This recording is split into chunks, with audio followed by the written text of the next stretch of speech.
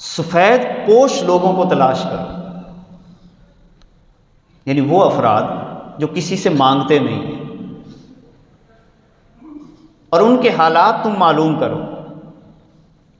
فرمایا لا یستطیعون ضربا فی الارض یحسبهم الجاہل اغنیاء من التعفف تعرفهم بسیماہم لا یسألون الناس الحافا۔